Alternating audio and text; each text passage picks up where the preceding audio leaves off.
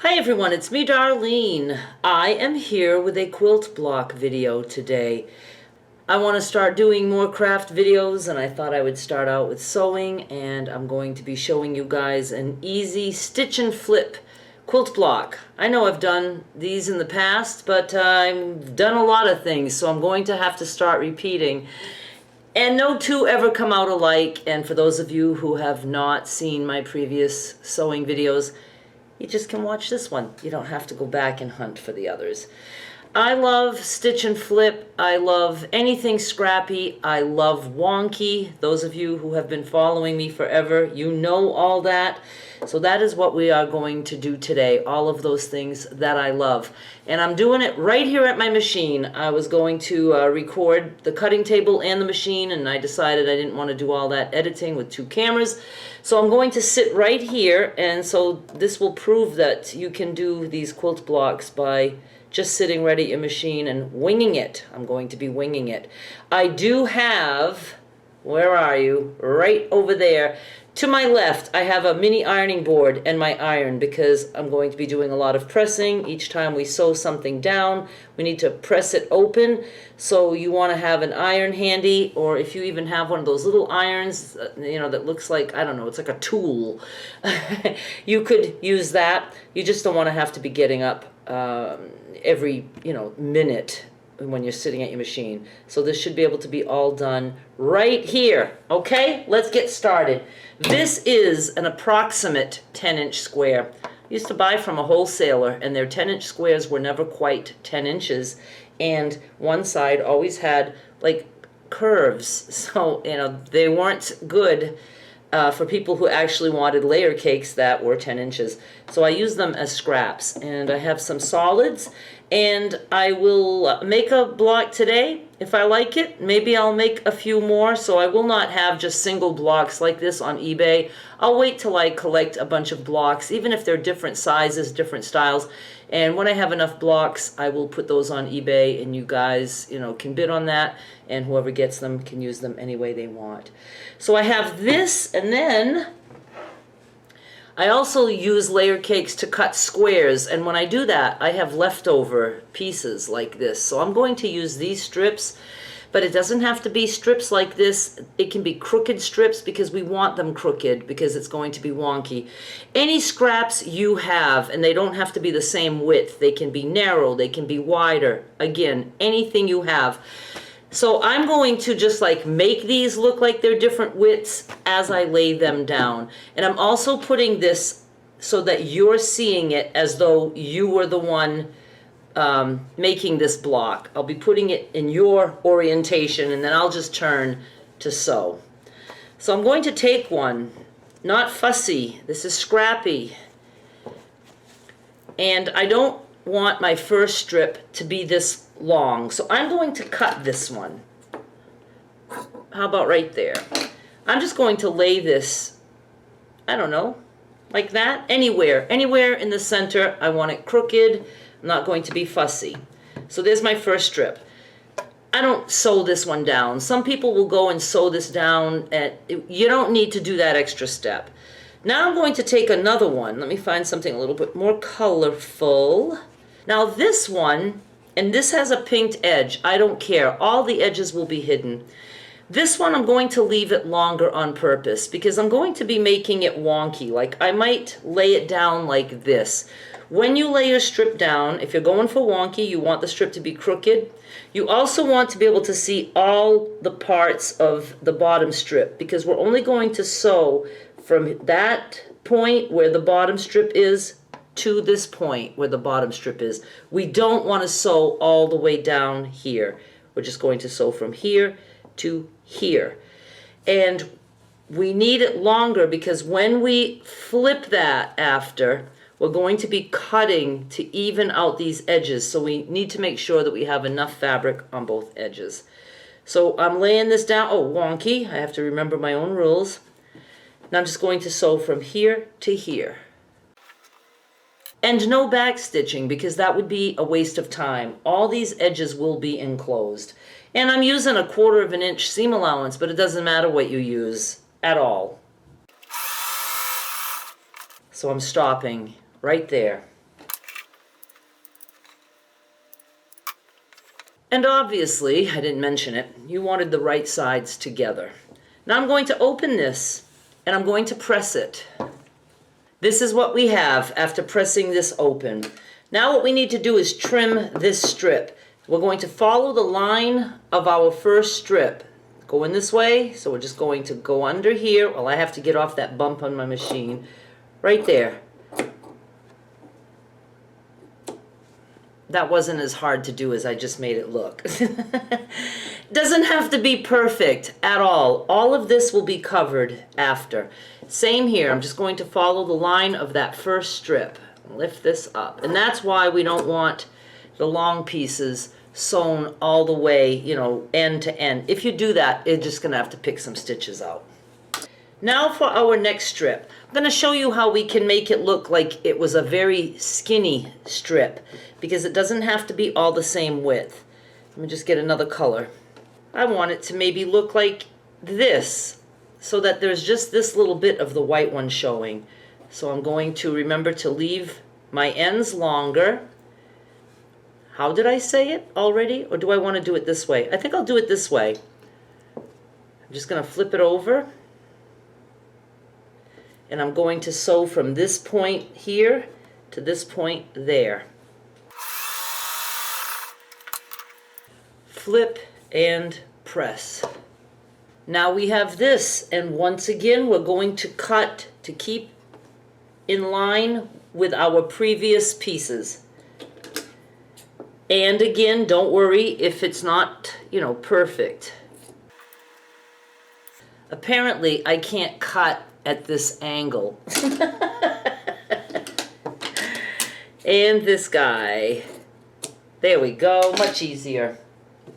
So now we have this going on, and we're just going to continue. I'm going to just continue until I'm off this piece, off the foundation. Let's grab another strip. And let's go like this time.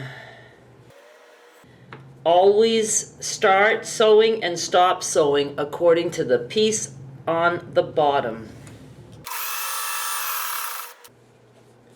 And then always press each time you flip. And then always trim with the line that you're creating. And then always be mad that you didn't trim in a nice clean way. You can be mad, but don't let it stop you. I'm just going to continue all in fast speed now, and then I'll show you what happens when I get to the end.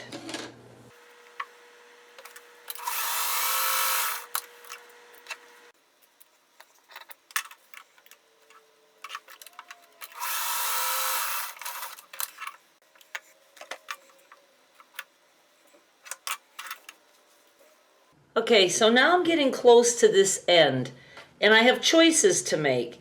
If I put a piece that looks sort of like this, you know, I still have this corner to cover. I'd want to make sure that my next piece would absolutely cover this corner, and I think it would. So I'm going to go a little bit wider on this one than I usually do. Because, you know, we wouldn't want it to come like right to here. We could, but then when we cover just this tiny little corner, it's going to put a seam right at that corner. So you kind of want to plan how you're going to do it, what's the best way to finish off. And I think something like, let's see, maybe something like that will be good. You'll just figure it out as you do it. You'll get to know how things are going to look when you, lay your pieces down. So I'm just going to go like that. Now I will have just one last piece. And if I lay it down like that, when I flip that, see, it's sometimes hard to cover that piece. It's surprising how much fabric it takes.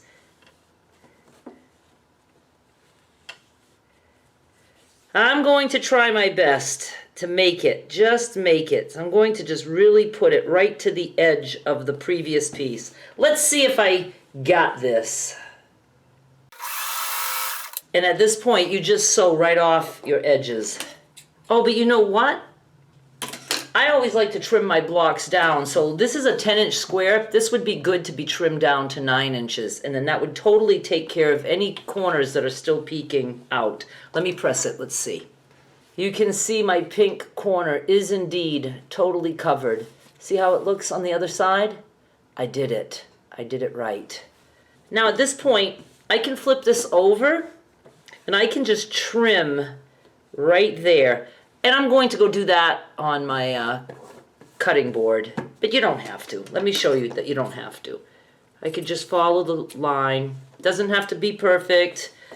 You can trim the whole thing after, but it's just to get the fabric out of your way.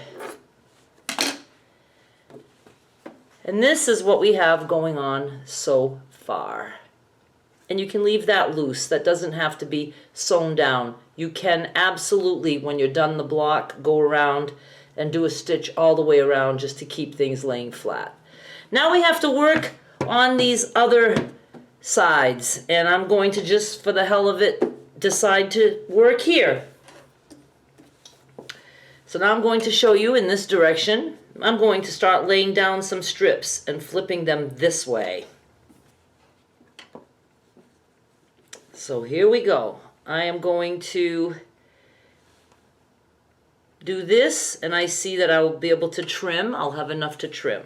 So I'm just going to go on this edge. I'm going to make sure that I have all those edges enclosed. I've got to go down a little bit here. I'm going to sew starting here at this bottom piece, and then I'm just going to sew right off the block down here. Pressing open, and I want to show you that this piece here does indeed go over the pink. We want to make sure we cover our entire foundation. Now I used my tag because it's a habit, but I don't want my tag here because I have to start up here. Oh, I have to trim. I have to trim this little guy, and I'm going to follow this line and trim. And if you had a narrow strip, you would just lay your narrow strip down and you would do the same thing. My strips are all the same width, but I still am, as you can see, making some narrow. Let's make one very narrow, just so you can see what that looks like.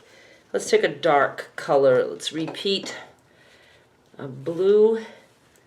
Now, you can see that even though this strip is this long, you don't need to go all the way down here. We just need to make sure we get the pink fabric covered, or your foundation. So let's see. Let me narrow this up a little bit. Maybe like that. So I'm still making sure it's longer at the top so that I have room for when I fold it over. And I'm going to start there, and I'm just going to go all the way down just to make sure I capture everything. Trimming up here.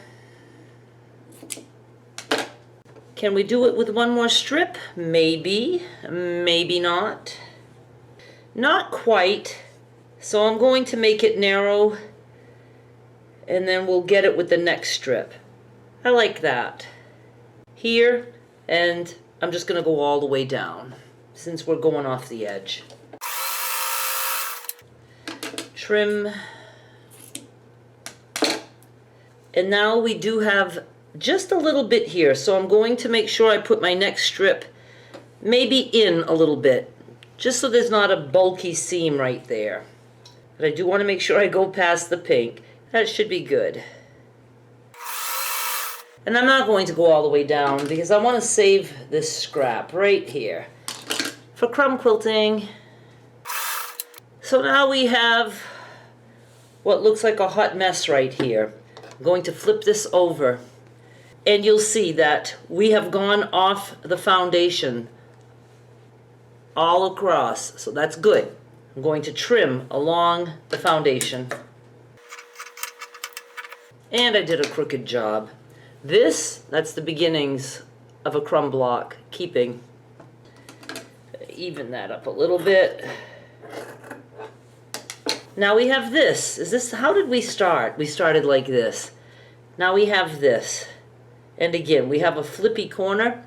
I will do a stay stitch all the way around at the end, so that will lay flat. Oh, I still have to trim right there. Now we have choices, and you know what? As we go, we're going to need longer strips. See, this isn't going to cut it anymore. I'm not going to be able to do it. I happen to have longer strips in these same prints because of the way that I cut layer cakes into squares, so I need to go get that. But if you're just using scraps, you're just going to need some longer scrappy strips is all. And I think I will go in this direction next, and then we'll finish off in this direction. And if I don't have strips like this long enough, I'll just cut something else. But let me go get my other strips. See, I have another stack like this from cutting layer cakes into squares. Those should be long enough. So let's see what I want for a color. Oh, we don't have any yellow in here yet. And I'm just going to do the same thing. I like to aim it toward me. And I'm going to just right sides together. Make sure I do that. Always keeping this piece a little longer. And like that, maybe, or like this. I like to just look and see what it's going to look like. Yeah, I think I'm going to go like this. So I'm just laying that down, starting here with my bottom piece, where the bottom piece is, and then I'm just going to go all the way down because we're going right off the block.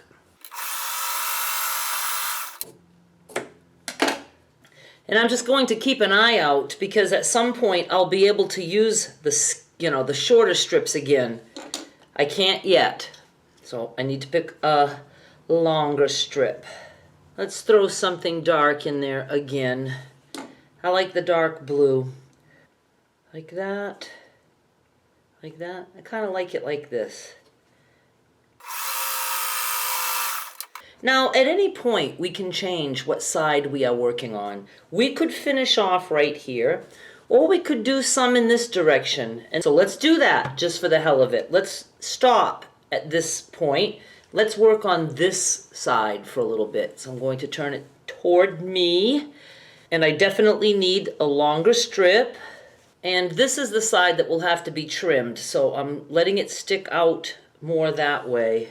And just going to sew right from here down to the bottom piece. We'll stop where the bottom piece is.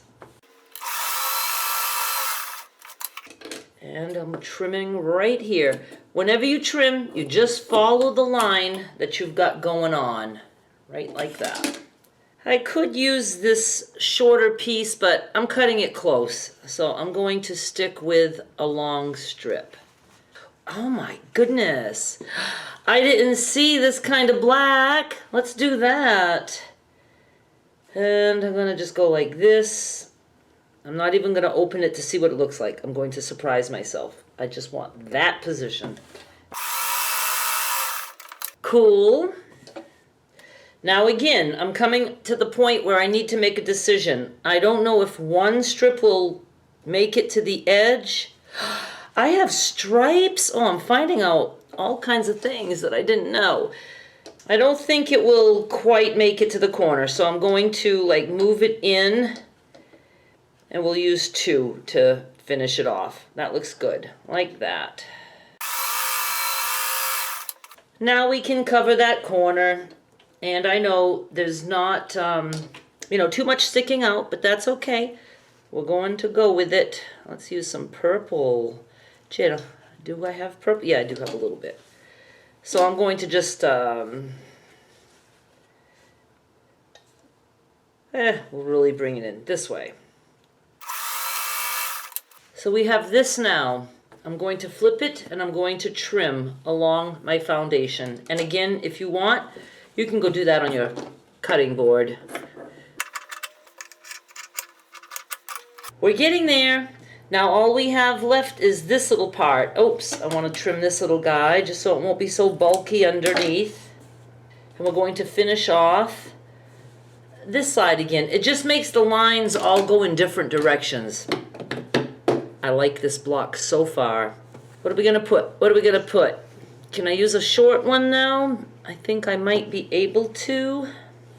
Yes. Cutting it a little close, but I'm going to go. Nope, I don't dare. because I've done that enough times to know that it probably wouldn't cover the way I want. Let's do another stripe. Black and white stripe. Okay, I feel more comfortable this way. What am I doing? All of a sudden I have no clue how to do this. Maybe like that? No, I like it like that. We're gonna go wonky this way. We're only going to need one more strip, and I will be able to use a short strip. Okay. Now we have this. Once again, we are going to flip it, and we're going to trim.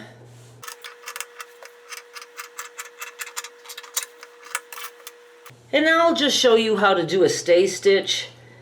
In case you're just going to store these for a little bit until you make a bunch of them, you can just go all the way around. I do it from the foundation side.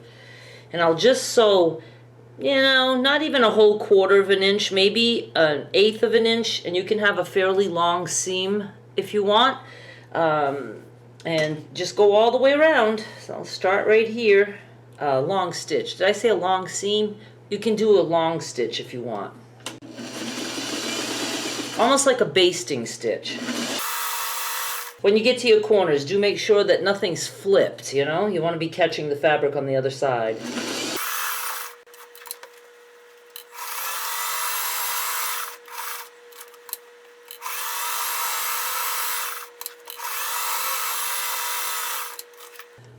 I think this came out so good. I really like it. And I want to mention that if you do a stay stitch all the way around, what you could do is trim the block down to the size you want first, and then do your stay stitch. But try to get your stay stitch, you know, really close to the edge, like 1/8 of an inch, because then when you put your blocks together, you'll hide that stay stitch. You know, you would go in 1/4 of an inch. Do whatever you want. You don't even need to do a stay stitch. I just think it makes it, you know, stay together better if you're storing them. But this is what it looks like. And if you do a stay stitch and you didn't trim first, go ahead and trim to whatever size you want after the fact. You don't need to do another stay stitch because you're going to be sewing your blocks together. It's just to hold everything in place and not have it fray, things like that, or have loose ends, you know, flopping around if you're going to store the blocks for a little bit. I'm going to show you a few close-ups of this coming up right now. Thank you so much for watching. Please subscribe. I'll be back with more soon. Bye.